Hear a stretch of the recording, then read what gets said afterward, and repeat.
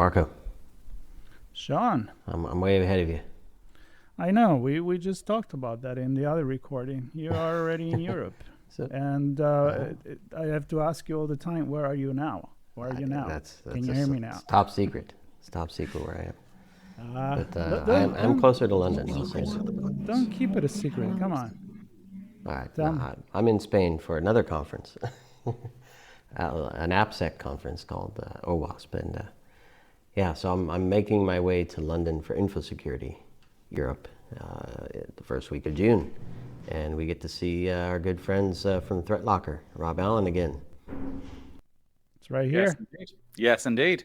That's a very long-winded way of getting to London, Sean, I know it was a via Spain. slight detour. Yeah, Bit, it's of- the bit worst of a places you holiday. can be. I like to make Marco jealous, so I head off on trips that he doesn't get to go to. There you Oh, go. There you go. Well, I'm gonna get straight to London from LA, and I'm excited for these. The last time I hang out with Rob was actually in San Francisco, and that's kind of like our tour, right? ITSP Magazine on tour, which is RSA, InfoSec, and OWASP, of course. You are there, but doesn't count because I'm not there, so it's not That's as right. cool, no. right? Right, Does that Rob? mean the You know what pizza I'm you talking guys No, about. had definitely not. without me Doesn't count doesn't at all. count? I Yeah. mean, I don't know why they don't just cancel it, to be honest, Marco. Well, that's Sean passion right there. It's that AppSec world, I'm an and engineer. he's weird like that, so I I am let him weird. have fun with it. Like that and many other ways too. Yeah, But and then we will get back to Las Vegas for Black Hat, where I'm sure we will talk to you guys again. But why we're here today is to talk about InfoSecurity in London, and there is definitely excitement. It's one of the major events in Europe, and ThreatLocker is going to be there. It doesn't matter how you pronounce it. You guys are going to be there, and we are excited to get to talk to you now, and then get to talk with the folks on the floor at your booth. And really, Rob, you've been with us a few times, so we know who you are pretty well. There may be people right now that don't know who you are listening. it's So not who is possible. Rob? It's not possible. Who's Rob? So Rob is the Chief Product Officer at ThreatLocker, also occasional Chief Podcast Officer, as we can now see, sometimes Chief Pineapple Officer. Don't even go there. Please don't ask about that because it's a very long and sad story. But yeah, I basically help make the cool things happen. And that's important. You're the fixer, right? The creator and the fixer. I Well, love that. I wouldn't go so far as to say creator now. There are others who may take that particular title, but yeah, I try and turn dreams into reality. There you go. Right. And the dream is to make zero trust possible in the most simplest way possible, right? Absolutely a good way to describe it. I mean, the other way to describe it is to help people sleep at night. Genuinely, that is probably the biggest and best feedback that I get from speaking to customers at events like InfoSec, is when somebody says to me, "You help me sleep better at night." There is no greater compliment that we could get.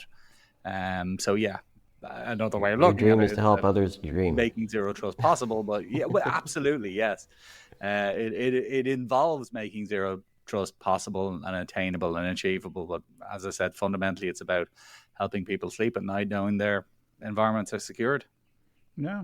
So I want to take this opportunity because we kind of start touching on that when we were sitting on those comfortable couch in San Francisco, about how do you approach different geographic market? Is the conversation different depending on where you are in the world, and how is uh, let's just put it there. Why is it important for ThreatLocker and you guys to be on location as much as you can all over the world, in particular, in this case, Europe? Well, I suppose in general, the problem is the same everywhere. The problem is universal. It's no different for organizations in the EU or EMEA than it is for organizations in the US. Conversations sometimes are slightly different. I mean, there's different concerns, things like, GDPR sort of stuff in Europe isn't really so much of a thing here. But I mean, again, specific examples, like I would imagine that companies in the UK, for example, at the moment are paying quite a lot of attention to the problem of ransomware, because 3 massive retail organizations have been hit over the last couple of weeks. I mean, I saw an article today that one of them was going to cost over $400 million to the organization in question. Now, that's, if that isn't Is something that the same one that claimed human error? While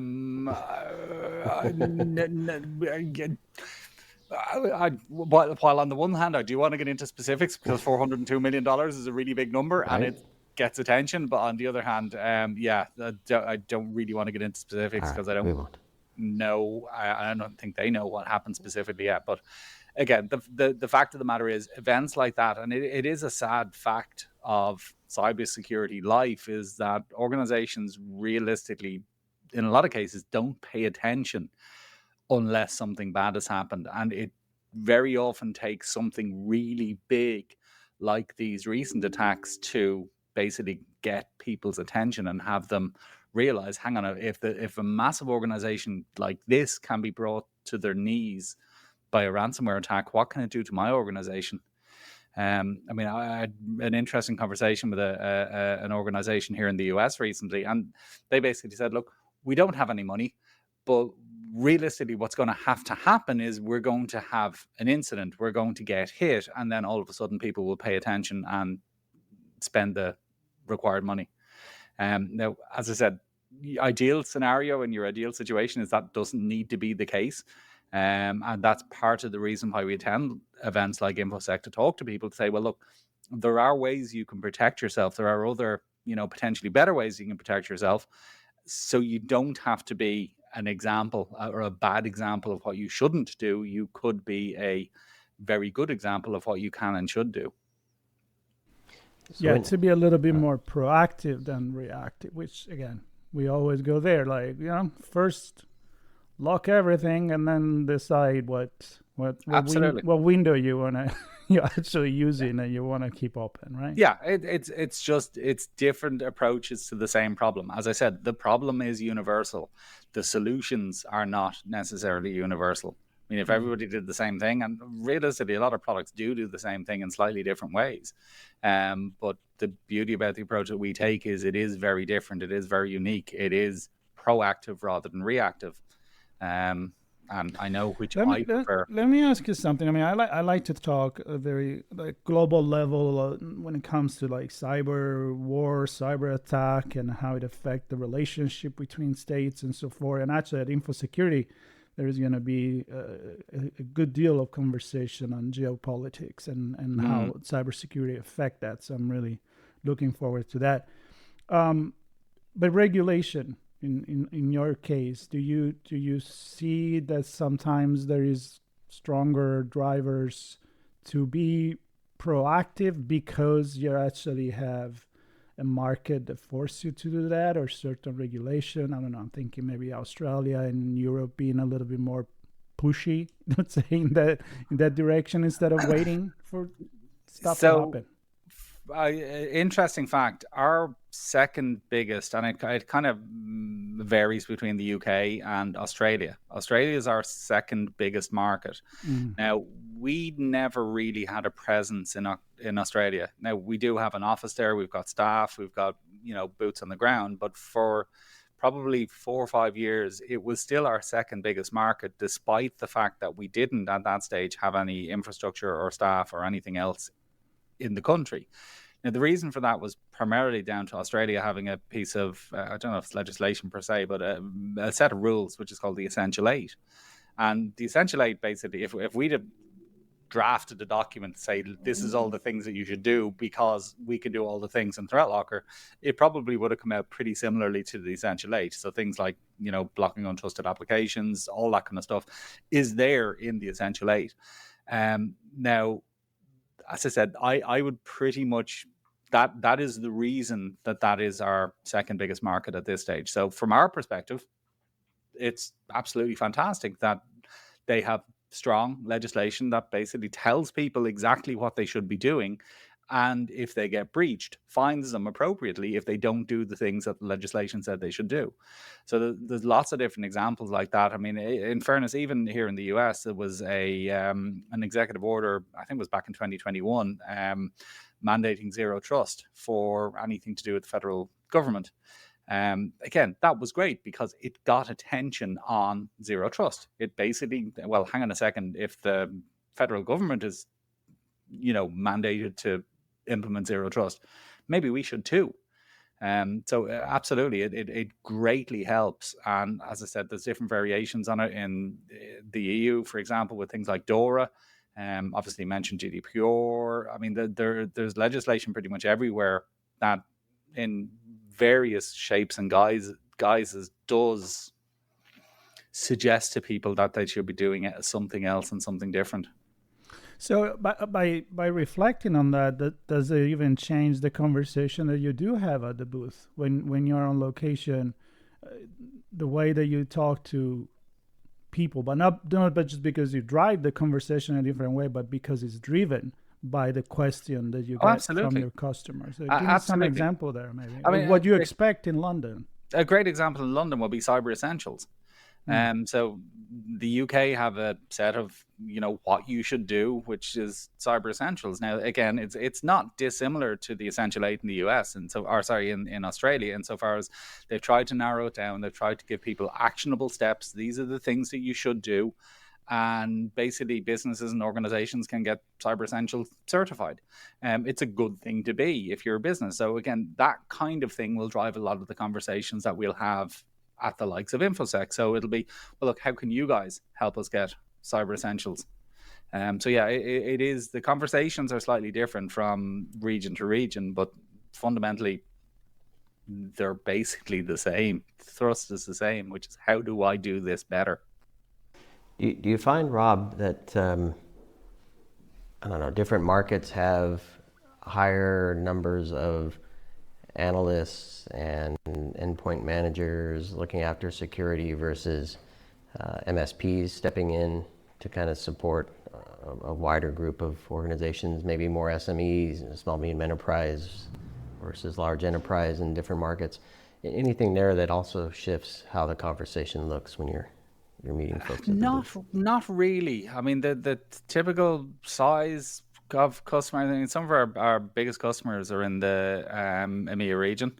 Similarly, Australia, actually. So again, I can think of 2 or 3 off the top of my head that are quite frankly enormous in that part of the world. So the type of customer realistically doesn't change. I mean, it's not as if we sort of deal with a particular vertical or it's just one particular type of organization. I mean, we have everything from, banking to, tourism to schools to hospitals.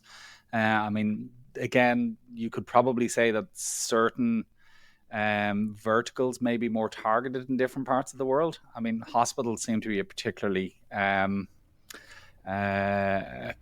targeted vertical in this part of the world.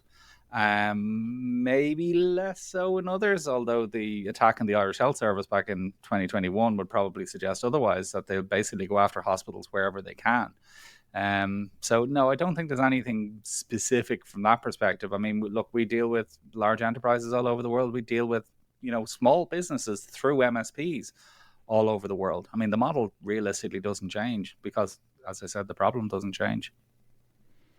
Yeah, and talking about that, getting to meet you guys in person, either you have your big event every year, which is growing like crazy, and we were there. Glad that we were.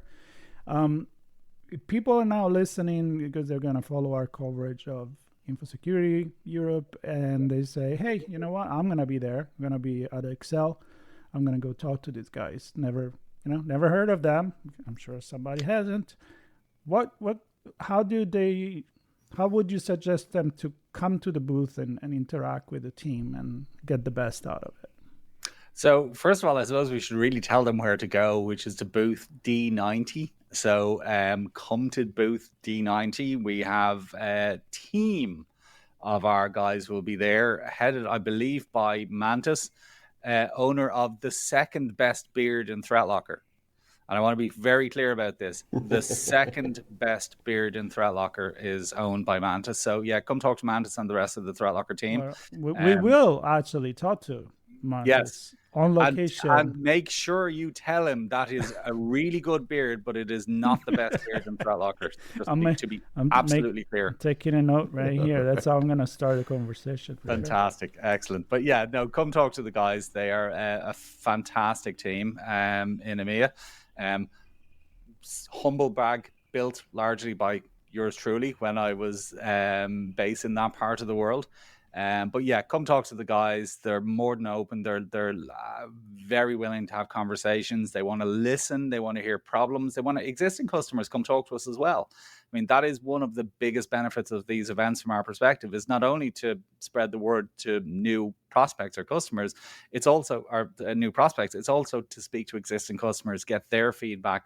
How has their experience been? Is there anything we can do any better? Is everything okay? So whether it's customers, prospects, if you've heard of us, if you've never heard of us, if you can't get us out of your head, either way, come talk to the team, and they will be delighted to have a conversation.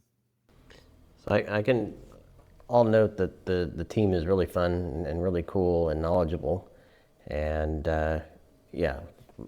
Marco mentioned your conference. Sorry, Sean, that's me. What about the rest of the team? Exactly. Another humble brag there. There we go. Well, you are definitely a lot of fun. They're the second best in being that. No, absolutely they are. Absolutely they are. But so... And I was also going to say that when we got a chance to speak to a lot of customers at your event, the feedback from them was overwhelmingly positive and complimentary as well. So my question to you is in response or regards to new folks who want to connect with the ThreatLocker team. Is there one or two things that they might be experiencing in their environment now that says you're ripe for a ThreatLocker conversation? Any signs in their logs or the way their team's feeling or whatever? There's so many different things. I mean, it's difficult to give one. It's difficult to give 10 different examples. I mean, if you're sitting at a computer right now and you can run any desk on that computer, that's a problem.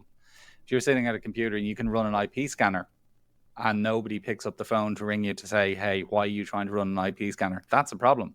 If you clear the event logs in your machine and nobody's on top of that immediately, or and these are just obvious things that you know about. What about all the things that you don't know about that are happening in the background? You know what I mean? Oh, you're in a coffee shop and there's been a connection on port 3389. Did you know about that? Probably not. Is it a problem? Probably. So there's a million different things, but as I said, the very basics are things like, as I said, being able to run software like AnyDesk or any of the other dozens of remote access tools or data exfiltration tools, or can you run WinZip and WinRAR? I mean, again, these are not bad applications. These are not things that your typical AV or EDR is going to stop. It's just WinRAR, but can it be used for data exfiltration? Absolutely. Can it be used for data encryption? 100%. Can it delete data? Yes, it can. Putty is another great example. Putty's a great tool. Lots of people use it. It's really cool, but it can also be used for data exfiltration. We've seen it used for data exfiltration.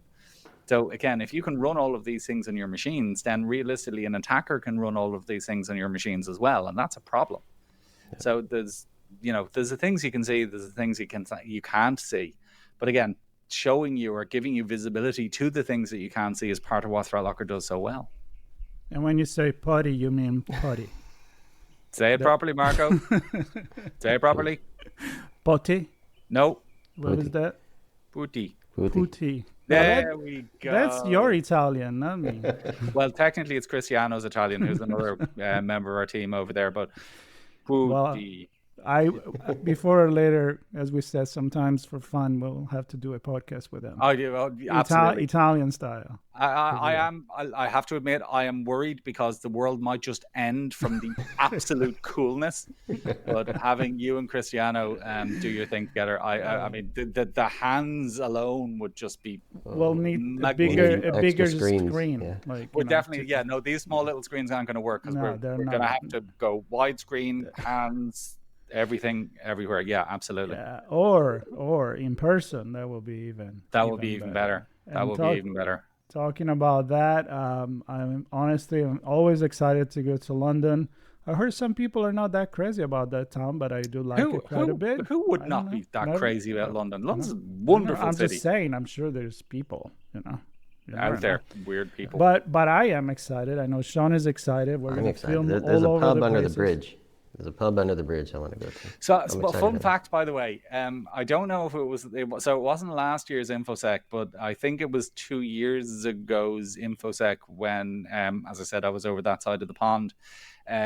We were looking for somewhere to stay, and there is a hotel boat out front of the Excel, where I believe the event is on. It's on the left-hand side. I can't remember what it was called. But we stayed in the hotel boat just outside of the Excel for the Oh, I know event. what you're talking about. Yeah. Yeah. It's a big, gaudy looking.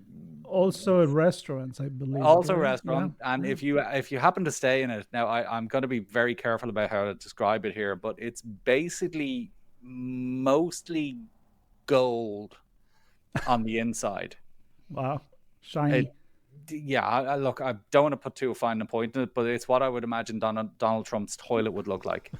It's gold everywhere. I mean, the shower gel, and this is not a joke, this is not an exaggeration, this is true. The shower gel was gold. Wow. In the boat hotel. Wow. So it's probably a bit late for anybody now if they did want to stay in the boat hotel. I would imagine it's well booked up. But if you do get a chance to do it in the future, it is a experience. All right. Well, I'm holding my tongue for some of the words you're using here. Well, I'll wait for the recording to finish.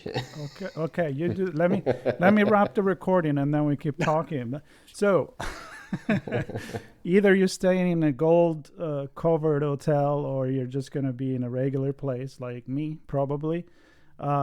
It's always exciting to be there. There's a great community. I think we are expecting 14,000 people to come to the Excel. You can get lost. There is a lot going on there, but you'll find where InfoSecurity Europe is. We will be there. We'll be covering. We'll be talking to keynotes and speakers, and of course, we'll be talking to the ThreatLocker team on location. The booth is D90. See, I already memorized that. I'm going to tell the guy, Montes, that he has the best second beard. No, second best beard. Second best beard, Marco. Yeah. All right. If he has a second beard, that's a second beard. be something. It has two beards. One on one side, one on the other. All right, you guys, I'm going to close this because it's getting too silly. It's getting too silly. D90, funny. we'll see everybody in London.